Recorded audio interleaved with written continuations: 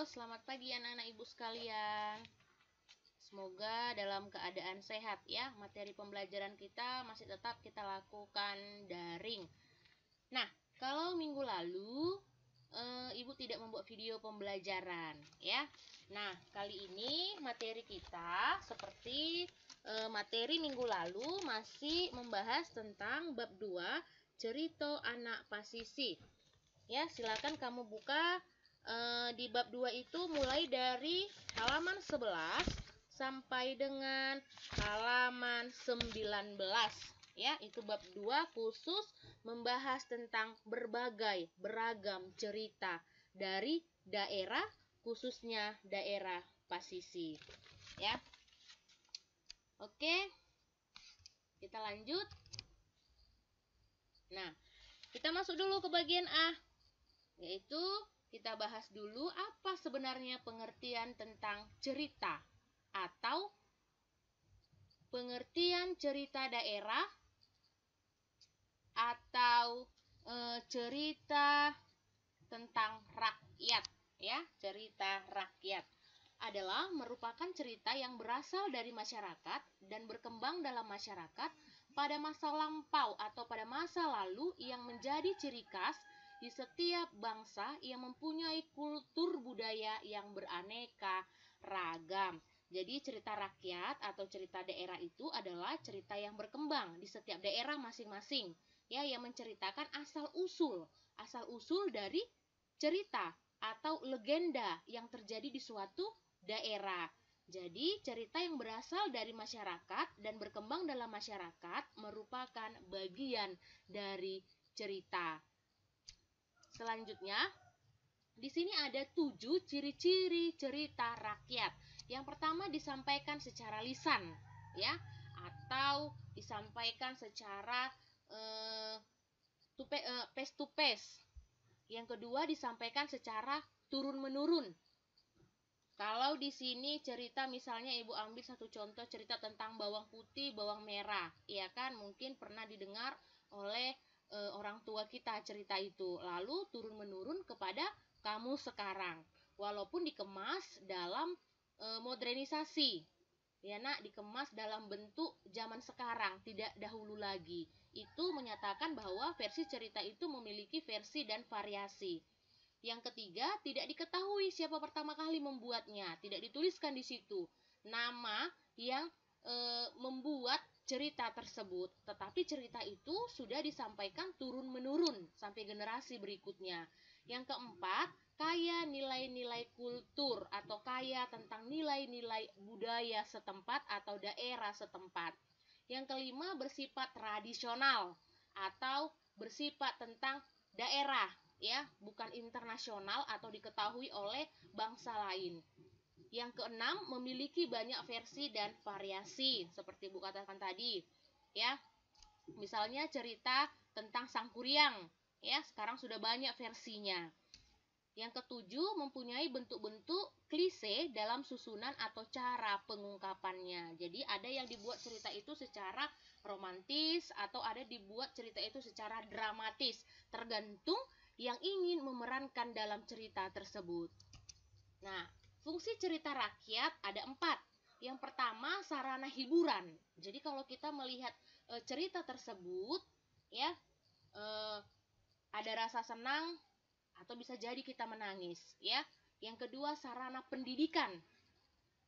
Ada kalanya kalau kita menonton televisi, carilah yang bersifat mendidik, yaitu pada dasarnya cerita rakyat ingin menyampaikan pesan atau amanat, ya, yang dapat bermanfaat bagi watak dan kepribadian para pendengarnya. Makanya Ibu bilang tadi, carilah tontonan atau kamu ambil dari Google, ya, yang bersifat mendidik, membangun karakter pribadimu. Jadi ada manfaatnya kamu tonton cerita atau film tersebut. Yang ketiga, sarana penggalang rasa kesetiakawanan, ya. Jadi di antara warga masyarakat atau di antara kita sendiri menjadi pemilik cerita rakyat tersebut merasa, ya, Yang keempat, sebagai pengkokoh nilai-nilai sosial budaya yang berlaku dalam masyarakat. Nah, dalam cerita rakyat, terkadang ajaran-ajaran etika dan moral bisa dipakai sebagai pedoman bagi masyarakat. Jadi dalam masyarakat itu punya nilai-nilai dan norma-norma yang sudah berlaku di dalam masyarakat tersebut yang tidak boleh diganggu-gugat meskipun dengan pengaruh perkembangan zaman atau modernisasi. Jadi di samping itu, di dalamnya juga terdapat langgaran dan pantangan yang perlu dihindari. Jadi cerita rakyat bagi warga masyarakat pendukungnya bisa menjadi tuntunan tingkah laku dalam bergaul sosial. Jadi ada manfaat, ada makna, ya. Cerita tersebut sebagai pengikat seperti poin ketiga, rasa kesetia kawanan. Itu adalah fungsi dari cerita rakyat. Yang pertama tadi sarana hiburan bagi pendengar dan melihatnya. Yang kedua jadi sarana pendidikan untuk moral dan tingkah laku kita. Yang ketiga sebagai sarana penggalang rasa kesetia kawanan kepada kalangan masyarakat. Yang keempat sebagai nilai-nilai sosial budaya yang berlaku dalam masyarakat. Yang pastinya nilai-nilai itu adalah nilai-nilai yang berbaur positif. Selanjutnya ada jenis-jenis cerita rakyat. Nanti cerita ini akan lebih kamu pelajarin lagi dalam materimu bahasa Indonesia. Jadi ibu hanya sekedar memberi garis besar dari tentang pengertian cerita daerah atau cerita rakyat. Karena berhubung materi kita membahas tentang cerita anak pasisi. Yang pertama, jenis cerita rakyat itu adalah mitos. Pernahkah kamu mendengar kata mitos? Pernah? Iya, mitos adalah cerita prosa rakyat yang dianggap benar-benar terjadi setelah dianggap suci oleh empunya. Ya, empunya. Jadi mitos itu sama dengan mite, tulisannya mite, ya kan? Jadi mite ditokohkan oleh dewa. Contohnya begini, cerita ini dimainkan oleh atau ditokohkan oleh seorang dewa atau makhluk setengah dewa. Peristiwanya terjadi di dunia lain atau bukan di dunia yang seperti kita kenal sekarang ini dan terjadi di masa lampau. Ya, jadi cerita-cerita yang dianggap benar oleh yang empunya cerita tersebut yang pernah terjadi. Ya. Yang kedua adalah legenda. Legenda adalah prosa rakyat yang mempunyai ciri-ciri yang mirip dengan mitos. Tetapi perbedaannya adalah tidak dianggap suci seperti mitos tadi yang diakui kebenarannya. Jadi kalau legenda belum tentu, ya. Selanjutnya dongeng. Dongeng adalah prosa rakyat yang dianggap benar-benar oleh empunya cerita dan dongeng ini tidak terkait waktu maupun tempat. Jadi ada 3 jenis-jenis cerita rakyat, ada mitos, ada legenda, ada dongeng.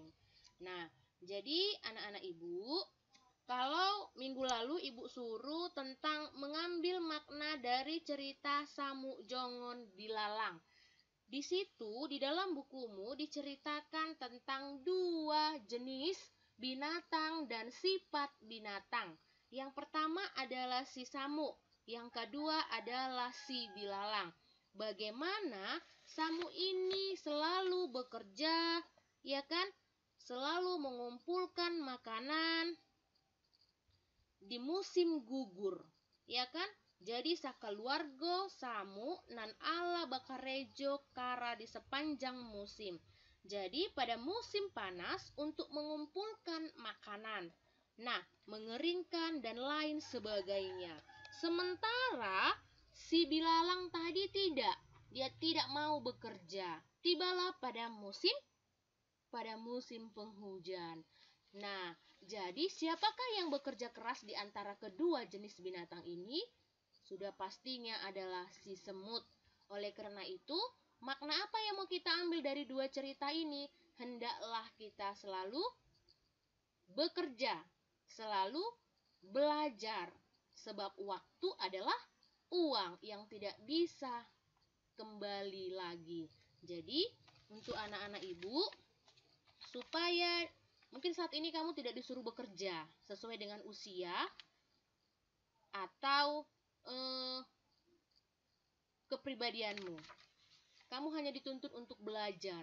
Oleh sebab itu, untuk ibu, anak-anak ibu, walaupun kita belajar daring, tetaplah mengerjakan tugas-tugasmu, ya. Jangan nanti pada akhirnya kamu menyesal karena nilainya banyak yang kosong. Ya, Nak.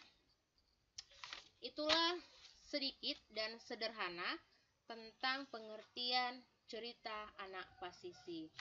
Nah, kita lanjut. Nah, Ibu kasih sebuah tugas. Ibu minta ceritakanlah, boleh dalam bahasamu sendiri, ya, tidak vakum dari buku atau kamu cari dari artikel atau dari internet, terserah. Ceritakanlah cerita asal usul nama Surabaya. Ya, silakan kamu kerjakan.